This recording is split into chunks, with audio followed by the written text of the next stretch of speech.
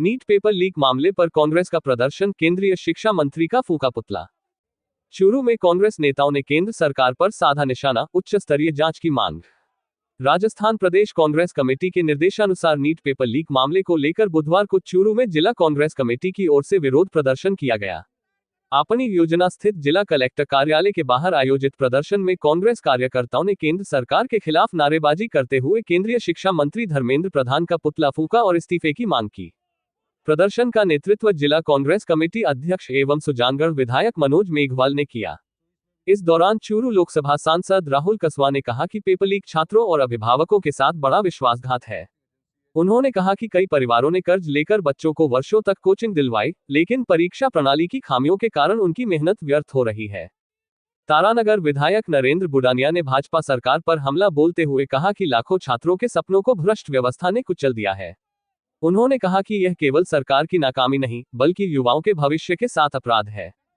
मनोज मेघवाल ने paper leak मामले को सुनियोजित सिंडिकेट बताते हुए कहा कि मोदी सरकार के कार्यकाल में परीक्षा में धांधली और पेपर लीक आम बात हो गई है। उन्होंने मामले की उच्च स्तरीय जांच और दोषियों के खिलाफ सख्त कार्रवाई की मांग की। प्रदर्शन में पीसीसी सचिव रियाजत खान, शहर ब्लॉक अध्यक्ष असलम खोखर, देहात ब्लॉक अध्यक्ष किशोर धांधु, पूर्व सभापति गोविंद महंसरिया, किसान नेता Aduram Noel, Mohammad Hussain निर्बान, Jameel Chauhan, advocate Rameshwar Prajapati, Ramzan Khan, Pradeep तोदी, Idris Gauri, Bajrang San, Yogesh Dhaka, Sohanlal Meghwal, Arif पिथिसर, शेरखामल Khan, Ismail Bhati, Shahrukh Khan, Aslam Khan Moyal, Anjani Sharma, Abid Khan Moyal, काजी अब्बास, समीउल्लाह गौरी, चंदनमल मेघवाल सहित बड़ी संख्या में कांग्रेस कार्यकर्ता मौजूद रहे। छात्रों के साथ, उन बच्चों के साथ कुठाराघात हुआ है। नीट की परीक्षा का जो ये सिस्टम, ये आज नहीं हुआ, ये 3 साल से गड़बड़ियां तो सामने आ रही हैं। 24 में भी जब बात आई थी तो उस समय ये बात आई थी कि जिस तरह से अपने ये ऐसा ही भर्ती में आई थी कि भी लिमिटेड स्तर पे है, हमने कर लिया है, ज़्यादा इसका नहीं है, हमने पहचान कर लिया है, उसको सरकार रद्द नहीं कर रही थी, आपको ध्यान में होगा। ये तो कोर्ट ने जब आखिर कह दिया कि रद्द करनी पड़ेगी तब उन्होंने रद्द करा।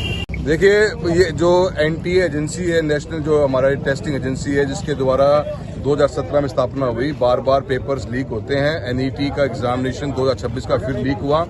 मैं समझता हूँ सरकार की बहुत बड़ी विफलता है। 2017 के अंदर जब इस एजेंसी का स्थापना करी गई थी, इसको खाली कोई भी इसके पास में एक रेगुलेटर की अथॉरिटी दी नहीं गई।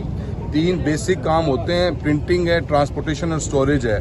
तीनों के ऊपर बार बार वहीं से लीकेजिंग होती है और इतने 25 लाख बच्चे इस बार बैठे हैं पूरे देश भर के अंदर। एक दिन एक एग्जामिनेशन सेंटर का कॉन्सेप्ट जो है, ये कहीं ना कहीं विफलता का प्रतीक है। सरकार के मंत्री ने भी पिछली बार जब 2024 में बिहार में ये लीक हुआ था, तब भी floor of the house parliament में बात कही कि भी हम इसके ऊपर एक्शंस लेंगे, पर कभी भी कोई भी बड़ी जो मछली होती है पकड़ में नहीं आती।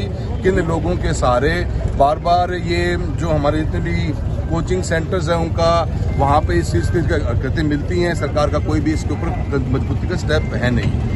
जेई के एग्जाम भी होते हैं, यूपीएससी के भी एग्जाम्स होते हैं, आज तक इस तरह की सुनने को मिला नहीं। जब से इस एजेंसी ने इस काम को संभाला है, बच्चों के साथ में बहुत बड़ा धोखा है। इतने बच्चे मेहनत करके पढ़ते हैं, 25-25 लाखों बच्चों का एक साथ एग्जाम लेते हो, एक स्टेट में कहीं गड़बड़ होती है, पूरा एग्जाम कैंसिलेशन हो जाता है। पहले तो एनटी डिनाई करती है। मैं समझता हूँ मानव संसाधन जो मंत्रालय हमारा, ह्यूमन रिसोर्स मिनिस्ट्री जो है, धर्मेंद्र प्रधान जी इसके मंत्री हैं, सरकार को जिम्मेदारी लेनी चाहिए, एक्शन लेना चाहिए। और मैं समझता हूँ बार बार इस तरह का फेलियर है, सरकार के अंदर मंत्री महोदय को इस्तीफा देना चाहिए अपना, और इस पूरे स्ट्रक्चर को, जो एनटी का स्ट्रक्चर है, जो नेशनल टेस्टिंग एजेंसी हमारी है, इस स्ट्रक्चर के ऊपर मैं मानता हूं कि एक बार रीथिंकिंग का काम होगा, क्योंकि प्रशासनिक रूप से ये कभी भी वर्केबल नहीं हो पा रहा है और आगे भी शिकायतें इस तरह की देखने को पक्की मिलती रहेंगी।